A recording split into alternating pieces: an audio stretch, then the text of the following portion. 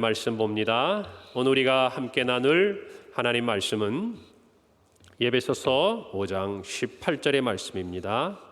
우리 교역자들 오늘 기도의 찬양 악보 강대상 준비해 주세요. 우리 에베소서 5장 18절 말씀, 우리 짧은 한 절의 말씀이니까 우리 다 같이 한 목소리로 함께 읽도록 하겠습니다. 에베소서 5장 18절 말씀 다 함께 읽습니다. 시작. 술 취하지 말라. 이는 방탕한 것이니 오직 성령으로 충만함을 받으라. 아멘. 할렐루야.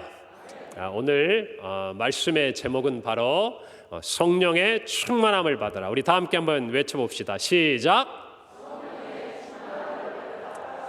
자, 여러분, 우리가 이 봄특별 부흥회를 시작하면서 신앙의 전성기를 회복하라, 이런 주제를 가지고 지금 달려오고 있는데, 첫날의 제목이 우리 장로님도 기도하셨지만 믿음의 용량을 넓히라 그랬습니다.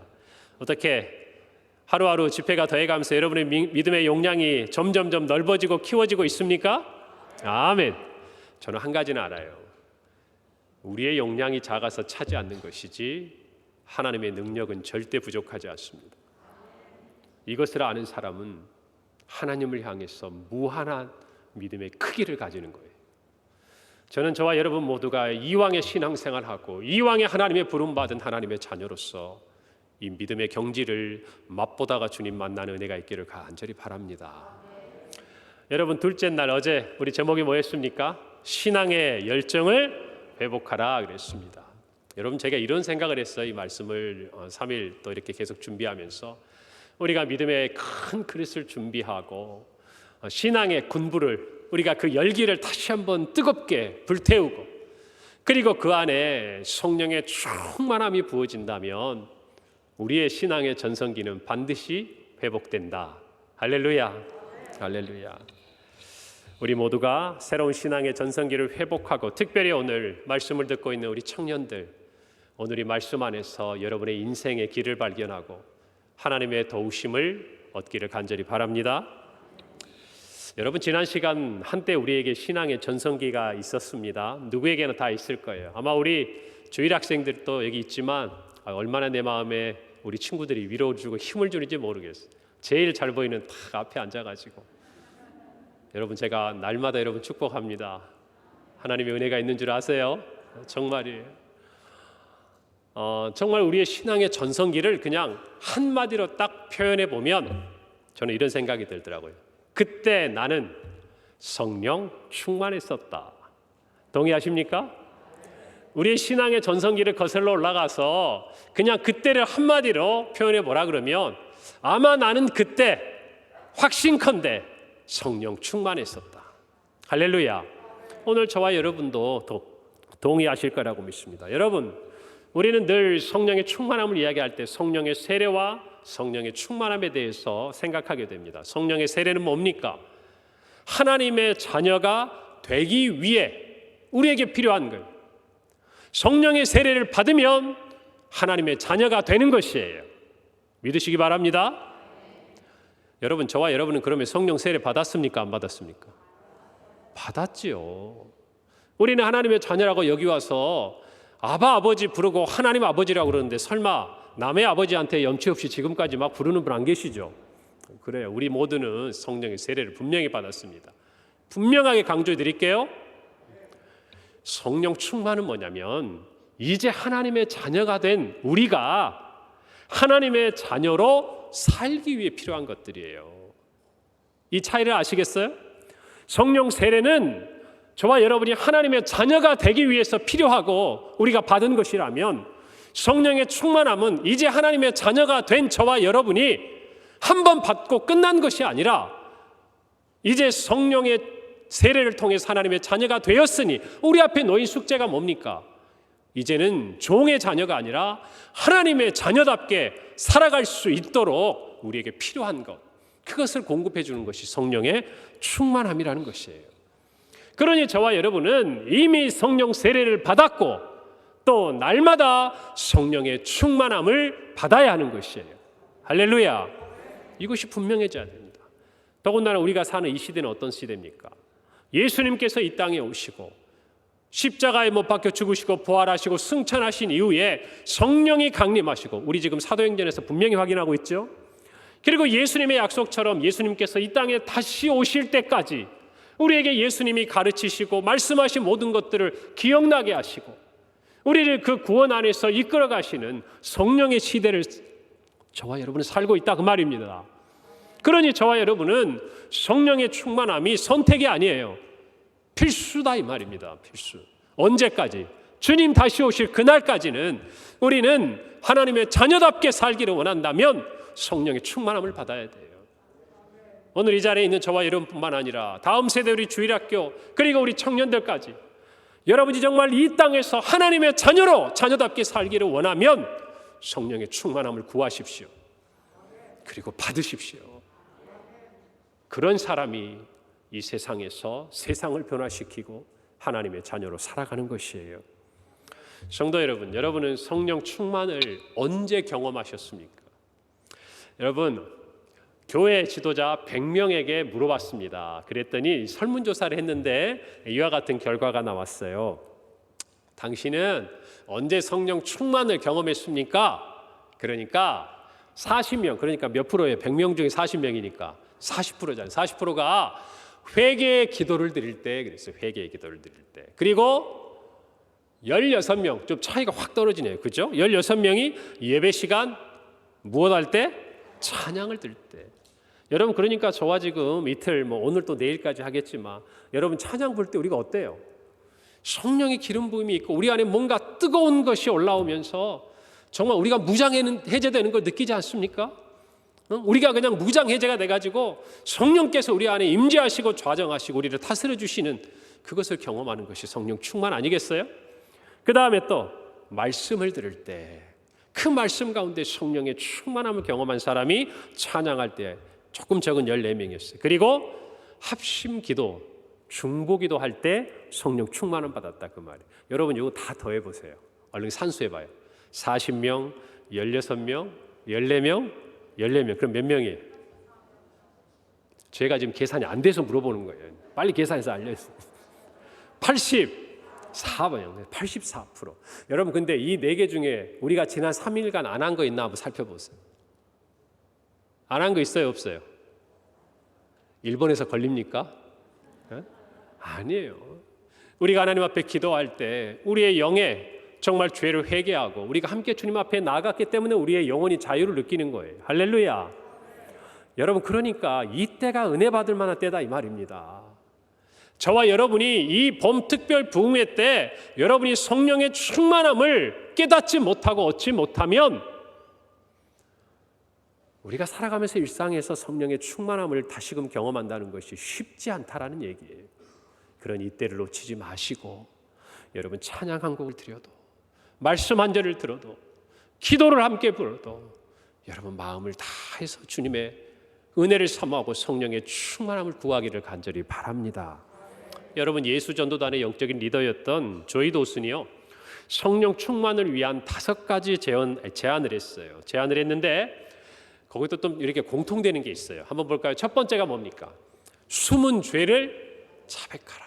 여러분, 아까 제일 많은 40명이 언제 성령의 충만함을 받았다 그랬어요? 회개할 때. 여러분, 그러니까 이 집회 기간 동안에 하나님의 성령의 그 뜨거운 충만함을 받기를 원한다면 제일 먼저 우리가 해결해야 될 게 뭡니까? 죄의 문제예요. 죄의 문제. 오늘 이 시간 저와 여러분이요, 모르겠어요. 사람들의 마음에, 사람들의 귀에 들리게 하는 거 자신이 없어도 여러분, 우리가 조금 전에 고개 들어 누구를 맞이했습니까? 주님을 맞이했습니다. 그 주님이 들으시도록 기도하셔야 합니다. 할렐루야. 우리에게 죄의 문제가 해결되지 않으면요, 우리가 성령의 충만함을 경험하는 거 쉽지 않아요. 우리 장년들도 청년들도 여러분이 마음속에 성령이 우리 안에 거룩한 음성으로 깨닫게 하시는 죄의 문제가 있다면 오늘 저녁 다 해결받고 돌아가시기를 바랍니다. 은혜의 수로가 있어도 이 죄가 있으면 막혀 있는 거예요. 오늘 저와 여러분이 기억하건대 여러분 평양 대부흥운도 한번 생각해 보십시오. 길선주 장로가 죽은 친구가 자기에게 맡겼던 그 돈을 그 가족들에게 돌려주지 않고 가지고 있다가 그날 그 자리에서 성령께서 지적하신 음성을 듣고 장로로서 그 자리에 나와서 내가 하나님 앞에 죄를 지었습니다. 내가 교회 앞에 죄를 지었습니다. 여러분 그렇게 자복하고 회개할 때 어떤 일이 일어났습니까? 평양 대부흥 운동이 거기서 시작한 거예요. 여러분 믿으시기 바랍니다. 우리 개인이 됐든 교회가 됐든 여러분 우리가 성령 충만 안 받기를 원한다면 우리 안에 있는 죄의 문제, 숨은 죄를 자복하시기 간절히 바랍니다. 그리고 그녀는 두 번째 얘기합니다. 성령의 도우심을 구하라. 성령의 도우심. 여러분 성령의 충만함은요 우리 힘으로 할 수 있는 게 아니에요. 우리가 아무리 조른다고 얻을 수 있는 것이 아니에요. 누가 주셔야 합니까? 하늘에서 성령께서 부어주셔야 하는 것이에요. 할렐루야. 그래서 오늘 이 시간 우리가 기도할 때에 성령의 은혜를 간절히 구해야 됩니다. 그리고 세 번째는 믿음으로 기도하고 찬양하라는 거예요. 할렐루야. 오늘 이 자리가 그 자리 아닙니까? 믿음으로 찬양하고 함께 기도하고 여러분 성령의 충만함을 얻는 저와 여러분이 되기를 바랍니다. 그 가운데 우리가 강력하게 우리의 원수 마귀를 대적하고 여러분 제가 언젠가는 부를 건데요. 강한 용사라는 찬양이 있어요. 강한 용사 무장하신 거룩한 만군의 주 따다단. 근데 여러분 후렴구가 어떻게 되는지 아세요? 이제 원수는 힘없네 이곳에서 아무 힘과 권세 없네 여긴 주님께서 계신 곳이니 이제 그 다음 여러분 생각에 맡길게요. 여긴 주님께서 계시는 곳이니 할렐루야. 악한 마귀가 틈타지 못하는 줄 믿습니다. 여러분 이 찬양을 내가 왜 기억하냐면요. 우리 대학 시절에 여러분 그때는 막 그 시내 나가서요. 막 청년들이 몇 명씩 모여가지고 막 길 가는 사람들에게 찬양하고 그랬어요. 그때가 좋았어요. 그럴 때 뭐 화음 필요 없습니다. 청년들 여러분 나이 때 여러분보다 더 어릴 때죠. 그때 거기 서가지고 박수 치면서요 선포하는 거예요. 시내 중심지 한가운데 가가지고 이제 원수는 힘없네 이곳에서 아무 힘과 권세 없네 여긴 주님께서 계신 곳이니 아무 권세 없네. 여러분 이런 패기가 있어야 돼요. 여러분 그때 어떤 생각으로 했겠습니까? 성령이 붙들어 주니까 하는 거 아니겠어요? 제가 말씀을 주면 그 찬양이 여러분 우리가요 한 목소리로 막 그 찬양을 부르면 굉장할 거예요. 굉장할 거예요. 성령의 충만함이 우리 안에 있기를 원한다면 우리는 원수 마귀를 대적해야 됩니다. 그리고 성령의 음성을 기다리는 거예요. 왜요? 그분이 주셔야 하니까. 사랑하는 성도 여러분, 여러분은 성령의 충만함을 경험하셨을 거라고 저는 생각합니다. 언젠가 제가 새벽제단에 얘기했는지 모르겠어요. 어느 날 저희 어머니께서 제가 목사의 사역을 하는데 문득 통화를 하다가 이렇게 물으셨어요. 윤 목사는 성령의 충만을 경험했는가? 했지요.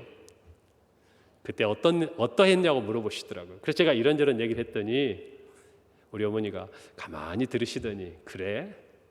그러시더니 이 말씀 하시더라고요. 내가 성령이 충만할 때 나는 세상에 두려운 것이 없었다. 그러시더라고요. 두려운 것이 없었다. 그 말이 참 제 마음에 다가왔어요. 여러분은 저의 삶을 좀 아시잖아요. 제가 4살 때 아버지가 돌아가시고 저희 어머니께서 20대 후반의 나이에 저희 형제 4살과 덜 지난 두 아들을 그냥 큰 도움 없이 어머니 혼자의 힘으로 기도하면서 우리 형제를 키우셨거든요. 여러분 20대 후반의 여자가 지금으로부터 50여 년 전에 다른 도움 없이 자녀들을 신앙을 지키면서 키워갈 때 세상이 어땠을까요? 무섭지요. 두렵지요. 그런데 제 기억 속에 그때 저희 어머니는 도통 두려운 게 없는 거예요. 새벽에 철야에 기도원에 밤을 새고 그 짐승의 소리가 들리는 그런 기도원이에요. 뭐 이런 건물이 있는 그런 기도원이에요. 땅만 사놓고 아마 여기 계신 나이 드신 분들은 기도 그 생각나실 거예요. 박스 하나 깔든지 비닐 하나 뒤집어 쓰고 이슬 맞으면서 그 젊은 나이인데도 어린 저의 손을 이끌고 가시고 대부분은 어머니께서 그렇게 왔다 갔다 하시면서 제가 생각하면 그런 생각이 들어요. 무서웠을 텐데. 지금이니까 여러분 뭐 이렇게 가로등도 환하고 전력도 많지만 여러분 그때 밤에 새벽에 교회 가는 길 여러분 무서워요. 지금도 가끔하면 그렇잖아요. 그런데 왜 그런 기도의 자리를 놓치지 않으셨을까? 근데 그 말씀을 제가 들었을 때 이해하게 됐어요. 성령에 사로잡히면요, 성령이 충만하면 세상의 두려움이 자리 잡을 공간이 없다는 걸 여러분 믿으셔야 됩니다. 여러분, 우리가 살아가면서 이 세상에서 우리를 두렵게 하는 게 있어요. 뭡니까? 죽음입니까? 질병입니까? 불확실한 미래입니까? 그 어떤 것이더라도 성령의 충만함 앞에서는 결코 우리를 두렵게 할 수 없다고 믿으시길 바랍니다. 제가 그래서 어머니한테 한 수 배웠다고 그랬습니다. 한 수 배웠다고. 많이 따라간 줄 알았는데 아직 멀었다고 그랬어요. 사랑하는 성도 여러분, 성령의 충만은요, 체험되는 겁니다. 백날 누가 얘기를 해주고 설명을 해줘도 내가 그 성령의 불을 받지 않고 그 성령의 충만함을 받아 세상에 두려움 없이 행해보지 않으면, 여러분, 우리의 순간에 어떤 대적 앞에 섰을 때요, 우리는 다시 두려울 수밖에 없는 거예요. 그러니 여러분, 성령의 충만을 경험해야 합니다. 성령의 충만을 받아야 합니다. 회복해야 합니다. 그리고 성령의 충만함을 받아 살아야 합니다. 할렐루야. 이것이 저와 여러분에게 오늘 주신 하나님의 음성으로 듣기를 바랍니다.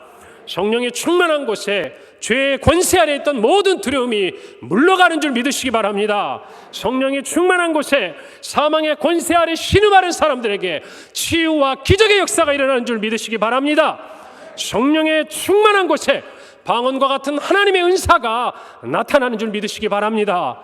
그리고 성령이 충만한 곳에 어둠의 세력이 물러가고 하나님의 나라가 임하는 줄 믿으시기를 바랍니다. 이것이 성령의 충만함이에요. 오늘 저와 여러분이 그것들을 경험하고 살아간다면 우리는 이 세상에서 하나님의 자녀로 살아가고 있는 겁니다. 여러분, 제가 이런 생각을 하다 보니까요, 사도행전에 나타났던 그 사도들과 제자들의 도무지 대책 없는 그 무모해 보이는 담대함이 이해가 되더라고요. 여러분, 사도행전 보세요. 4장 31절에 보면 이렇게 기록합니다. 빌기를 다함에 모인 곳이 진동하더니 무리가 다 무엇이? 성령이 충만하여 어떻게? 여러분, 이 상황이 어떤 상황이냐면 베드로와 요한이 공회 앞에 가가지고 잡혀간 거예요. 복음 전하지 마라 그런 거예요. 그런데 그들이 기도하고 공회에서 빠져나와서 믿음의 지체들과 함께 있을 때에 여러분, 그들이 기도하면서요, 성령이 모두가 충만해가지고 담대하게 더 복음을 전했다는 것이에요. 두려울 게 없는 거죠. 두려울 게 성령이 충만하게 임하니까. 여러분, 사도행전 28장 31절도 보면 로마 감옥에 갇혀 있는 바울의 마지막을 기록해요. 하나님 나라를 전파하며 주 예수 그리스도에 관한 모든 것을 어떻게? 그리고 거침없이. 여러분, 우리가 세상에서 살아가며 성령의 충만함을 입으면요, 우리는 세상을 두려워하지 않습니다. 두려워하지 않습니다. 이것을 우리 안에 고백하기를 바랍니다. 왜 그럴까요? 내가 있는 그곳이 하나님의 나라이기 때문에 그래요. 할렐루야. 성령이 충만하다는 것은 성령이 우리를 사로잡고 지배하신다는 뜻이에요. 그리고 성령이 우리를 사로잡고 지배하는 그 공간은 성령이 다스리시는 곳이에요. 그러니 성령의 충만함을 입은 하나님의 자녀인 저와 여러분이 왕인 거예요. 왕자인 거예요. 왕이신 그분 아래에서 우리는 왕 노릇하는 거예요. 그러니 우리가 두려울 게 뭐가 있겠습니까? 할렐루야. 이 은혜를 경험하기를 바랍니다. 오늘 사도 바울은 에베소교회에 편지하면서 우리에게 이렇게 권면합니다. 술 취하지 말라. 이는 방탕한 것이니 오직 무엇으로? 성령으로 충만함을 받으라. 오늘 본문은 분명히 말합니다. 하지 마라. 뭐 하지 말라는 거예요? 술에 취하지 말라는 거예요. 하라라는 것이에요. 뭘 하라는 거예요? 성령으로 충만함을 받으라는 것이에요. 오늘 성경은 이 한 절이지만 분명하게 저와 여러분이 해야 할 것이 무엇이고 하지 말아야 할 것이 무엇인지를 이야기하고 있는 것입니다. 여러분, 술 취하는 건 뭘까요? 이 본문은 그냥 우리가 일상에서 만나는 술이라는 그 음료에 대한 것들만 이야기하는 게 아니에요. 제가 대학 다닐 때는요, 술을 먹느냐 마느냐 이게 굉장한 신앙의 시험거리였어요. 그래서 신입생들이 대학교 가면요, 그때는 이런 술 문화가 굉장히 많았잖아요. MT를 하거나 그러면 고등학교 선배들이, 하늘 같은 선배들이 앞에 딱 앉아가지고 술 한 잔씩 따라주며 먹으라 그러면 무슨 군대 분위기 같고 막 그랬어요. 그래서 그것을 먹지 않으면 괜히 미움을 받기도 하고, 또 먹고 나면 죄책감에 시달리고. 지금은 제가 볼 때 그걸로 고민하는 젊은 세대가 별로 없는 것 같아요. 여러분, 그것이 여러분이 죄냐 아니냐의 고민의 문제가 아닐 수도 있지만요, 그러나 적어도 신앙의 문제는 되는 거예요. 저는 여러분이 고민하길 바랍니다. 그리고 주님께서 주시는 답을 찾기를 바라요. 우리 청년들만의 문제는 아니에요. 이 자리에 있는 우리 장년들도 마찬가지입니다. 술, 담배, 그 어떤 것들을 여러분들께서 죄책감을 가지면서 만약 그것을 여전히 삶 가운데 계속 행하고 있다면, 여러분 오늘 성령의 충만함을 받아 그 모든 것을 끊는 은혜가 있기를 바랍니다. 있기를 바랍니다. 술 취함이란 단순히 술이 아니에요. 하나님을 모르는 은혜 바깥에 있는 그 사람들의 삶의 특징을 이야기하는 거예요. 그들은 성령의 충만함을 모르니까 술에 취해 사는 것이에요. 이 술이라는 것이 단순히 술이라는 알코올의 음료를 얘기하는 것이 아니라 술로 대변되는 세상의 즐거움, 하나님 없이 누리는 자기 자신의 욕망, 브레이크 없이 달려가는 쾌락을 이야기하는 것이, 취하기까지, 방탕하기까지 달려가는 우리의 욕망을 이야기하는 거예요.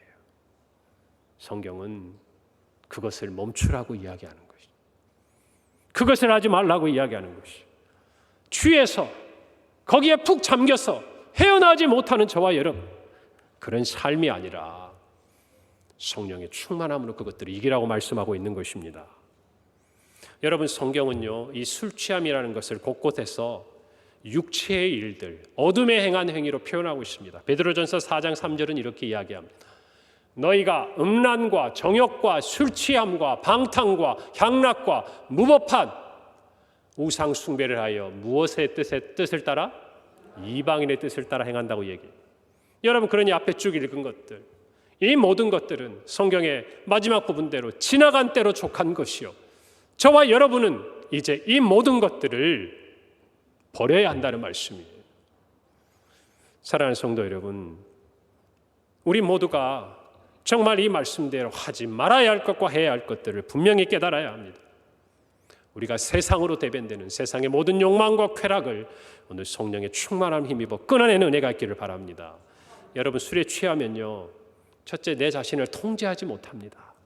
무슨 말입니까? 내가 욕망에 한번 붙들려 가면 멈출 수가 없다라는 것이에요. 내 힘으로. 육체의 소욕이 나를 지배하기 시작하면 내 힘으로는 그거를 끊어낼 수 없다라는 말이에요. 여러분, 술에 취하면 어떻게 됩니까? 내 자신을, 내 스스로가 통제할 수가 없어요. 나는 분명히 반드시 앞으로 가고 싶은데 자꾸 옆으로 가요. 저는 잘 모르겠어요. 그런데 그렇게 된대요.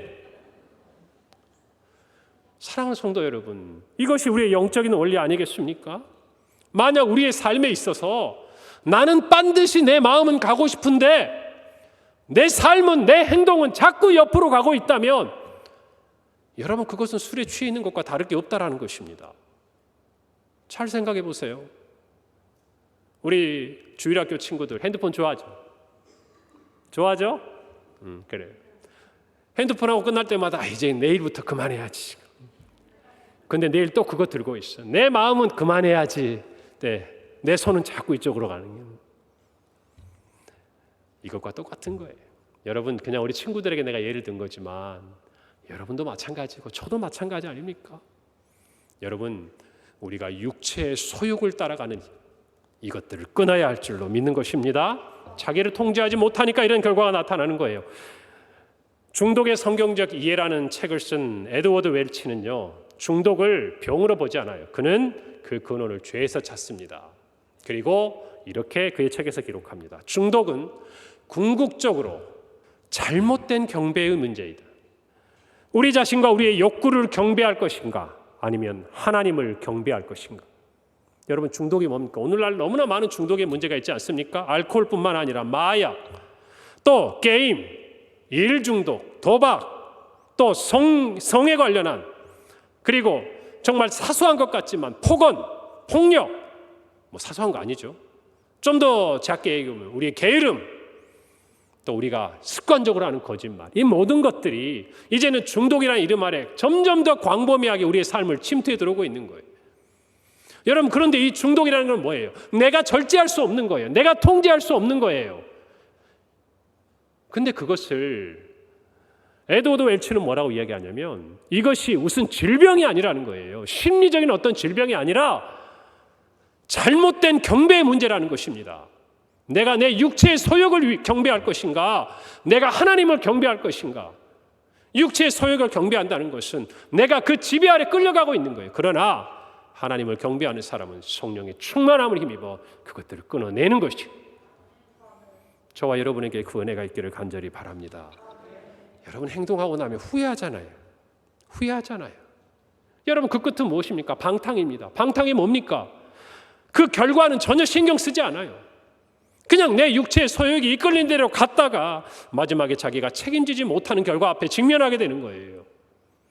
여러분, 그 결과가 뭔지 아세요? 하나님과 원수가 되는 거예요. 육체의 소욕을 따라간 자의 마지막은 하나님과 원수가 되는 거예요. 로마서 8장 7절에서 8절에 이렇게 말씀합니다. 육신의 생각은 하나님과 원수가 되나니 이는 하나님의 법에 굴복하지 아니할 뿐 아니라 할 수도 없음이라. 육신에 있는 자들은 하나님을 기쁘시게 할 수 없느니라 그랬어요. 사랑하는 성도 여러분, 저와 여러분은 오늘 이 말씀 앞에 분명히 서야 합니다. 우리 자신이 통제하지 못하고 있는 삶의 부분이 있다면 끊어내시기를 바랍니다. 끊어내시기 바랍니다. 그 끝은 방탕이요 하나님과 원수가 되는 자리로 가는 거예요. 성령 세례를 받고 하나님의 자녀된 저와 여러분이 그 길을 따라갈 수 없지 않겠습니까? 그러니 저와 여러분에게는 성령의 충만함이 필요하다는 것이에요. 여러분, 두 번째로 우리가 술에 취하면, 세상에 정말 그런 쾌락과 우리의 육체의 소욕에 취하면 감각이 둔해지고 마비됩니다. 영적인 모든 감각이요 점점 여러분 정말 마비되고 둔해져가지고 우리의 다가오는 위험 신호를 전혀 감지하지 못해요. 우리의 정신이 흐려지고 우리의 시야가 좁아져요. 여러분, 이 영적인 원리 우리가 깨달아야 합니다.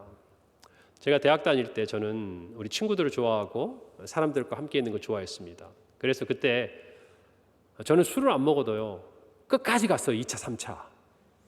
그럼 마지막에 정신이 말짱한 사람은 누구밖에 없냐면 저밖에 없어요. 그러니까 제가 택시에 태워가지고 다 집에도 보내주고 동아리방에도 넣어주고, 왜 그랬는지 모르겠어요. 지금 생각해 보면. 근데 제 친구가 있습니다. 한 거의 90kg 가까이 돼요. 거구입니다. 키도 저보다 더 크고 이렇게 어릴 때 씨름하던 친구니까 거구예요. 고등학교인데 대학교까지 같이 저랑 갔는데 그 친구하고 저하고 이렇게 밤에 이제 선배들하고 동문회가 좀 제가 명문고등학교를 나와가지고 좀 셉니다. 그게. 쭉 가는데 얘기를 하고 가고 있었어요. 근데 그 학교에 연못같이 쭉 있는 데인데 저희들이 걷는 길은 약간 위에 있고 뭐 높지는 않아요. 그런데 조금 아래쪽에 또 단이 있어서 연못 곁으로 쭉 도로가 있었습니다. 한참 얘기를 하고 가고 있었는데 갑자기 얘가 사라졌어요. 어떻게 됐을까요? 굴러 떨어진 거예요. 깜짝 놀래가지고 친구에게 가봤더니 저는 큰일 나는 줄 알았습니다. 왜 그러냐면 그 거구가 여기서 한 여기까지 되거든요. 저 아래까지. 좀 더 될 수 있어요. 근데 거기까지 뚝 떨어졌는데 쿵 소리가 나지 않았겠습니까? 근데 하더니 일어나 걸어가더라고요. 다음 날 제가 너 괜찮냐 그랬더니 막 좀 쑤시긴 하는데 뭐 별일 없었대. 기억도 못 해요. 감각이 둔해지니까 아픈 것도 모르더라고요. 술에 취하니. 여러분, 그렇게 우리의 영적인 감각이 무뎌진다고 말해요. 세상의 소욕에 우리가 점점 빨려 들어가면 여러분, 우리가 영적인 감각이 무뎌져서 우리에게 어떤 위험 신호가 오는지도 몰라요. 여러분, 그러니 우리는 술 취하지 않아야 합니다. 육체의 소욕에 따르지 않아야 합니다. 우리는 무엇을 받아야 돼요? 성령의 충만함을 받아야 돼요. 여러분, 방탕한 이와 같은 삶은, 육체의 소욕을 따르는 삶은요, 하나님의 형상을 따라 지음받은 하나님의 뜻에 반하는 행동이에요. 여러분, 술 취한다는 것은 대표적으로 어떤 의미입니까? 우리 자신을 육체의 소욕에 내어주는 거예요. 여러분, 창세기 1장 28절은 프란시스 쉐퍼를 비롯한 여러 신학자들이 문화명령이라고 일컫는 구절입니다. 우리가 잘 아는 말씀이에요. 하나님이 그들에게 복을 주시며 하나님이 그들에게 이르시되, 우리가 잘 아는 대로 생육하고 번성하여 땅에 충만하라, 땅을 정복하라, 바다의 물고기와 하늘의 새와 땅에 움직이는 모든 생물을 다스리라. 하나님이 창조하신 모든 것의 으뜸이 인간이요, 하나님의 형상을 따라 지음받은 저와 여러분이 이 모든 것을 지배하고 다스려야 해요. 하나님의 법칙에 따라서. 여러분, 그런데 도리어 우리가 이 세상을 따라간단 말이에요. 세상의 법칙 아래, 세상의 유혹 아래 넘어가는 것, 여러분, 이것은 하나님의 이 명령에 어긋나는 행동 아닙니까? 창조 질서에 반하는 것이죠. 여러분, 우리가 잘 아는 대로 네덜란드의 수상이자 신학자이고 자유대학의 설립자였던 아브라함 카이퍼가 외쳤던 그 말, 영역 주권. 언젠가 제가 말씀드렸어요. 인간이 밟고 누리는 영역에서 모든 것의 지배자이신 예수 그리스도께서 내 거야 라고 말할 수 없는 곳은 한 군데도 없다고 했어요. 저와 여러분의 삶의 모든 자리가 하나님의 주권이 통치하시는 자리예요. 예수 그리스도가 왕이 되는 것이 자리예요. 그것을 믿는 것이 성령 충만의 모습이라는 것입니다. 오늘 우리가 이것을 고백해야 됩니다. 사랑하는 성도 여러분, 성령 충만은 다른 게 아니에요. 우리의 모든 삶에 하나님이 다스리시고 하나님이 통치하시는 하나님의 나라가 임한다고 나타내고 선포하는 것이 성령 충만한 삶의 모습이라는 것입니다. 여러분의 삶은 지금 누가 왕이십니까? 누가 여러분을 다스립니까? 여러분은 누구의 말을 듣습니까? 누구의 명령을 듣습니까? 하나님이 우리의 왕이십니다. 예수 그리스도가 우리의 왕이십니다. 그분만이 우리를 다스리십니다. 여러분, 이것이 성령에 충만한 사람의 고백이라는 것이. 여러분, 성령의 충만함을 받으면 정반대의 일이 나타나요. 자신을 통제할 수 있는 상태가 됩니다. 목사님, 성령님이 왕이시라면서요. 그분이 왕이시니까 우리는 우리 자신을 통제하는 게 아니잖아요. 맞아요. 여러분, 그런데 이 의미는 조금 다른 거예요. 이 의미는 어떤 거냐면, 이전에 술에 취할 때는 내가 원하는 대로 내 자신을 통제하지 못했지만 성령의 충만함을 받으면 내가 원하는 대로 하나님이 기뻐하시는 일을 행합니다. 무슨 말이냐면, 내 자신의 주재권, 내 인생에 대한 소유권, 내가 왕이 되고 싶은 그 모든 유혹을 다 뿌리치고 나의 모든 것을 누구에게 드리는 거예요? 하나님께 드리는 거예요. 여러분, 이게 성령 충만함 받은 사람의 모습이에요. 하나님을 향해 그것을 내어드릴 수 있도록 내 자신을 통제할 수 있는 것, 그것이 성령 충만한 사람의 특징이다, 그 말입니다. 그리고 나서는 맡기는 거예요. 내가 원하는 대로 하나님께 드리고 성령님께 맡겼으니 이제는 나는 그분의 인도하심에 따르게 되는 거예요. 그것이 성령의 충만함이라는 것입니다. 우리가 성령이 충만할 때 이 육체의 소욕을 이길 수 있는 이유가 있다면 단 하나, 성령께서 우리의 주인이 되시기 때문이에요. 할렐루야. 그러니 그 전에 우리의 모든 것을 주님께 맡겨드리는 이 행위가 전제되지 않고서는 우리 힘으로는 도무지 이길 수가 없다는 것을 고백해야 됩니다. 여러분, 저와 여러분의 성령의 충만함이 이와 같이 나타나기를 간절히 바랍니다. 하나님의 뜻과 죄에 대한 감각도 반대로 어떻게 될까요? 예민해진다, 그 말이에요. 여러분, 갈라디아서 5장 16절에서 17절에 보면, 내가 이르노니 너희는 성령을 따라 행하라. 그리하면 육체의 욕심을 이루지 아니하리라. 육체의 소욕은 성령을 거스르고 성령은 육체를 거스르나니 이 둘이 서로 대적함으로 너희가 원하는 것을 하지 못하게 하려 함이니라 그랬어요. 여러분, 성령의 충만함을 받으면요, 성령이 다스리시는 그 자리지만 전쟁이 일어나요. 전쟁이 일어나요. 우리의 육체의 소욕과 우리의 성령의 이끄시는 그 소욕 사이에서 싸움이 일어납니다. 영적인 전투가 우리의 마음에서. 여러분, 그런데 승리는 누가 합니까? 성령이 하시는 그 나라가 하나님의 나라예요. 그 마음이 성령의 충만함을 입은 그 마음이에요, 성도의. 여러분, 그때 이 성령에 예민한 사람은요, 이 전투가 일어나는 걸 느껴요. 지금 이 삶의 자리에서 하나님의 자녀로서 지금 내 육체의 소욕과 성령의 소욕이 부딪히는 영적인 전투가 일어나는 것을 내가 느끼는 거예요. 여러분, 영적으로 이 예민한 경계 경보가 신앙이 성숙한 사람은, 성령이 충만한 사람은 발달해 있어요. 이런 거 있어요. 이러면 안 되는데, 어딘가 내 신앙의 한 부분이 무너져 있으면 느껴요. 내가 이러면 안 되는데. 여기서 한 걸음 더 가면 여러분 이런 거 생각하죠. 내가 이러다가 하나님한테 한 대 맞겠는데. 여러분, 그런데 세상에 취하고 소욕에 취하면 이런 감각이 다 사라져버린다 그 말이에요. 여러분, 저와 여러분이 성령의 충만함을 입으면 이런 감각, 이런 성령의 음성이 우리에게 들려옵니다. 여러분, 그럴 때 분명하게 외치시기 바랍니다.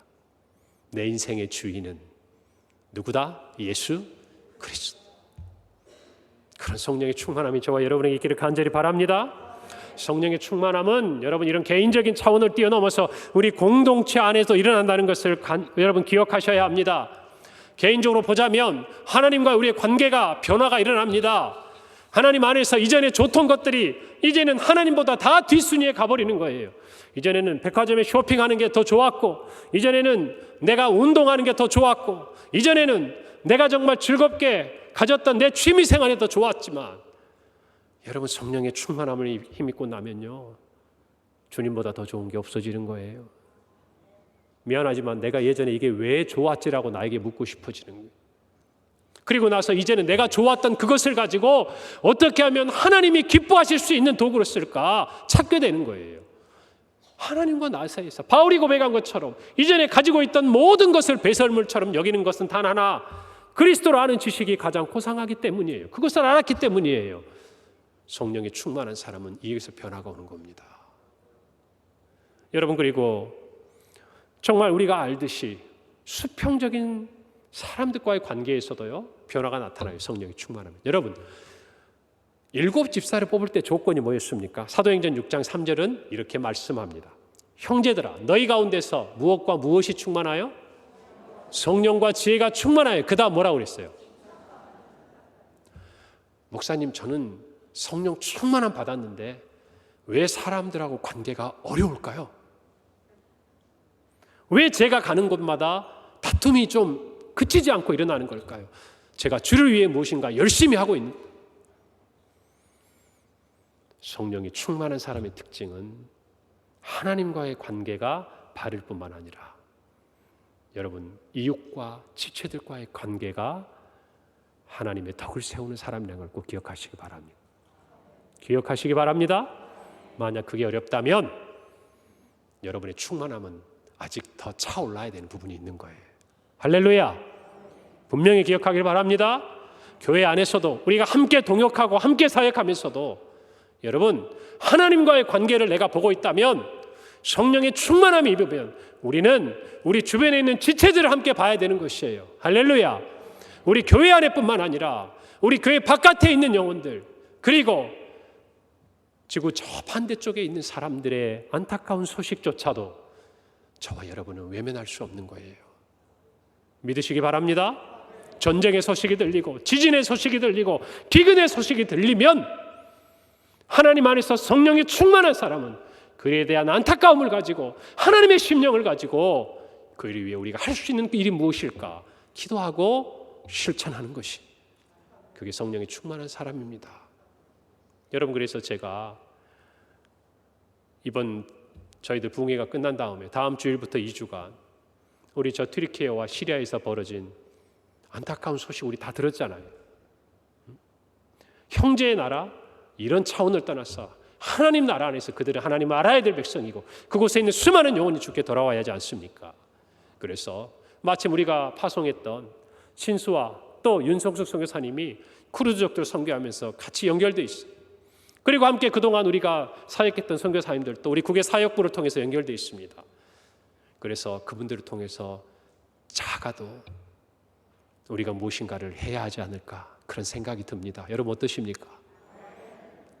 여러분도 기다리고 계셨죠? 그래요. 여러분 기도하면서 여러분 준비하셨다가 우리 다음 주일부터 2주간 저희들이 함께 헌금하고 마음을 모을 때 동참하셨으면 좋겠습니다. 하나님이 반드시 기뻐하시리라 믿습니다. 여러분, 그래요. 우리 안에서 성령이 충만하면 수직적이고 수평적인 관계 변화가 오지만, 또 하나 성령이 충만한 교회, 성령이 충만한 공동체, 이 공동체의 특징은 뭐냐면 모두가 하나가 돼서 예수 그리스도의 장성과 분량이 이르는 데까지 자라가는 데 힘씁니다. 그리고 또 하나, 하나님의 영광을 드러내요. 하나님의 영광을 드러냅니다. 할렐루야. 저와 여러분이 성령의 충만함을 입고 우리 한 사람 한 사람이, 우리 평강교회가 성령이 충만한 교회가 되면, 여러분, 사도행전의 그 수많은 사도들과 제자들이 땅을 두루다니며 밟는 곳마다 교회가 세워지고 악한 영의 세력이 물러가고 하나님의 영광이 그 자리에 자리 잡게 되는 것을 저와 여러분이 말씀을 통해, 증거를 통해 보고 있지 않습니까? 우리 평강교회가 성령이 충만하다면 하나님의 이 영광을 드러내리라고 확신합니다. 그 일에 우리가 쓰임받기를 간절히 바랍니다. 여러분, 교회 안에 또 우리 개인에게 주시는 성령의 충만은요, 그냥 감정적인 어떤 뜨거운 게 아니에요. 하나님께서 아무런 목적 없이, 이유 없이 그냥 우리에게 부어주시는 것이 아닙니다. 여러분, 우리가 그걸 알아야 돼요. 성령의 오순절 강림 이후에 이 성령의 충만함은요, 일하기 시작합니다. 역사하기 시작합니다. 제자들의 마음에서, 그 120명의 마가의 다락방에 모였던 그 제자들의 마음 속에서 머물러 있는 게 아니라 교회를 뚫고 예루살렘을 뚫고 온 유대와 사마리아와 땅끝까지 그 성령의 충만함이 역사하는 것이에요.